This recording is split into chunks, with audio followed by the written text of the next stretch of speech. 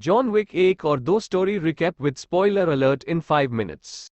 John Wick ने अपनी पत्नी हेलेन को एक लाइलाज बीमारी के कारण खो दिया है और अंतिम उपहार के रूप में हेलेन ने जॉन को उसके अंतिम संस्कार के बाद एक बीगल पिल्ला देने की व्यवस्था की है। अपने नए कुत्ते डेजी के साथ एक रूसी जरकवीट जॉन की मस्टैंग खरीदने पर जोर देती है, लेकिन जॉन कहता है कि वह बिक्री के लिए नहीं है।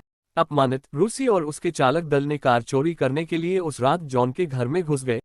जॉन को लुगदी से पीटा और जानबूझकर बेरहमी से, और इस प्रक्रिया में डेजी को बेरहमी से मार डाला। जॉन के एक पुराने दोस्त ऑरलियो द्वारा चलाए जा रहे एक चॉप शॉप पर जॉन को बताया जाता है कि जो व्यक्ति उनकी कार ले गया वह जोसेफ तारासोव है, जिसे जॉन को पता चलता है कि वह विगो तारासोव का बेटा है। जब उसने कार को पहचाना तो ऑरलियो ने जोसेफ को घूंसा मारा और गैराज से बाहर निकाल दिया। ऑरलियो बाद में विगो को अपने कार्यों को सही ठहराता है। विगो अपने मृत बेटे को बताता है कि वह कौन था जिसे उसने पार किया था, और हम सीखते हैं कि जॉन विगो के लिए काम करता था। हम यह भी सीखते हैं कि हेलेन के प्यार में पड़ने के बाद जॉन ने तारासोव्स को छोड़ने के लिए कहा, और उस विशेषाधिकार के लिए विगो ने उसे एक असंभव कार्य सौंपा जिसे जॉन ने पूरा किया। तारासोव्स को न्यूयॉर्क शहर में मानचित्र पर रखा। विगो के पास 1 दर्जन आदमी हैं जो जॉन के घर भेजे जाते हैं, लेकिन जॉन उन सभी को मार देता है। इसलिए विगो जॉन पर $2 मिलियन का इनाम रखता है। जॉन कॉन्टिनेंटल में ठहरने के लिए शहर जाता है। अपराधी अंडरवर्ल्ड के लिए एक होटल, जिसकी सख्त नीति होटल के मैदान में हत्या पर रोक लगाती है।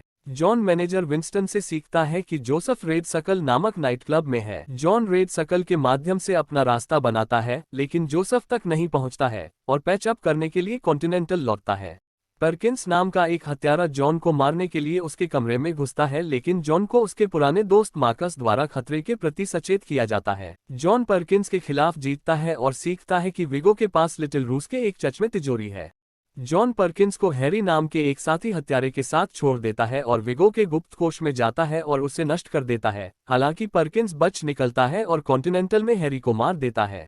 जब जॉन की हरकतों से विगो लिटिल रूस की ओर आकर्षित होता है तो जॉन उस पर घात लगाकर हमला करता है, लेकिन वह नीचे गिर जाता है और विगो उसे मोनोलोगन के मौके पर पकड़ लेता है। विगो जॉन को बताता है कि उसे कहाँ ढूंढना है और जॉन ने जोसेफ को मार डाला। परकिंस ने मार्कस को मार डाला, जो विगो जॉन को मारने के बजाय उसकी मदद करने के लिए हत्या कर देता है। लेकिन कुछ ही समय बाद विंस्टन ने परकिंस को कॉन्टिनेंटल परिसर में हैरी की हत्या करने के लिए मार डाला।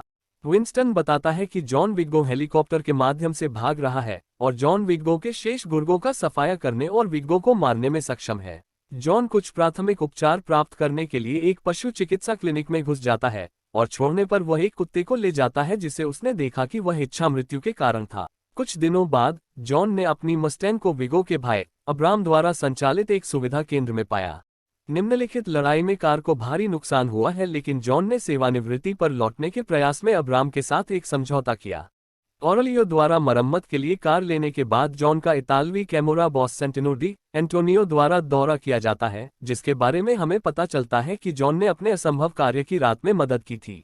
बदले में जॉन एक माकर से बंधे थे और एक आदमी के लिए दूसरे को माकर देने के लिए एक आत्मा को खून की शपथ से बांधना है। जॉन ने यह कहते हुए एहसान देने से इनकार कर दिया कि वह अब वह आदमी नहीं है। सेंटिनो ने जॉन को अस्वीकार करने के लिए उसके घर को उड़ा दिया, लेकिन कुत्ता बच गया। जॉन कॉन्टिनेंटल का दौरा करता है, जहां विंस्टन ने उसे सेंटिनो जैसे एक बुर्जुर्ग का ऋणी होने के लिए फटकार लगाए और याद दिलाया कि उसके पास वास्तव में कोई विकल्प नहीं है। जॉन सेंटिनो से मिलने जाता है, जो चाहता है कि उसकी बहन गियाना मर जाए ताकि वह हाई टेबल पर अपने पिता की सीट हासिल कर सके, जो दुनिया के सर्वोच्च रैंकिंग वाले संगठित अपराध किंगपिन का एक गुप्त संघ है। जॉन रोम के कॉन्टिनेंटल होटल में जाता है, उपकरण तैयार करता है और गियाना को मारने के लिए डी एंटोनियो एस्टेट में घुस जाता है। अपने भागने के दौरान जॉन पर जियाना के अंगरक्षक कैसियन, साथ ही सेंटिनो की अपनी ट्रिगर महिला अरेस और उसके चालक दल द्वारा हमला किया जाता है। सेंटिनो जॉन को एक ढीले छोर के रूप में देखता है।